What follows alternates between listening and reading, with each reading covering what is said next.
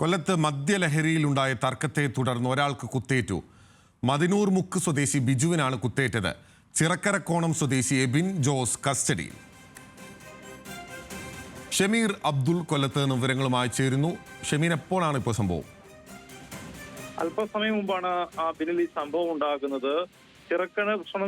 ചിറക്കരക്കോണം സ്വദേശി എബിൻ ജോസും അദ്ദേഹത്തിന്റെ പിതാവ് സന്തോഷിനെയും ഇപ്പോൾ പോലീസ് കസ്റ്റഡിയിൽ എടുത്തിട്ടുണ്ട്.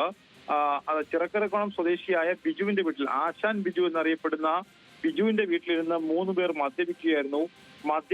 മദ്യപിച്ചിനിടയിൽ ഇവർ തമ്മിൽ തർക്കമുണ്ടാവുകയും പിന്നീട് മദ്യ കുപ്പി ഉപയോഗിച്ച ഇയാളെ കുത്തി പരിക്കേൽപ്പിക്കുകയും ചെയ്തു. തുടർന്ന് ബിജുവിനെ പാരിപ്പള്ളി മെഡിക്കൽ കോളേജിലേക്ക് കൊണ്ടുപോയി. പക്ഷേ അവിടെ നിന്ന് തിരുവനന്തപുരം മെഡിക്കൽ കോളേജിലേക്ക് ഇപ്പോൾ മാറ്റിയിട്ടുണ്ട്.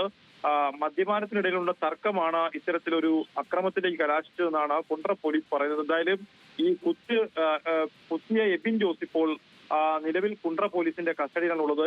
ഇയാൾക്കൊപ്പം ഇയാളുടെ പിതാവിനെയും ഇപ്പോൾ കസ്റ്റഡിയിലെടുത്തിട്ടുണ്ട്. ഈ മദ്യപാന സ്ഥലത്ത് ഇയാളുടെ പിതാവും ഉണ്ടായിരുന്നു എന്നാണ് പോലീസ് പറയുന്നത്. എന്തായാലും ഇതിന്റെ പൂർണ്ണമായ വിവരങ്ങൾ പോലീസ് അന്വേഷിച്ചു വരികയാണ്. എന്തായാലും ഈ ബിജുവിനെ തിരുവനന്തപുരം മെഡിക്കൽ കോളേജ് ആശുപത്രിയിലേക്ക് മാറ്റിയിരിക്കുകയാണ്.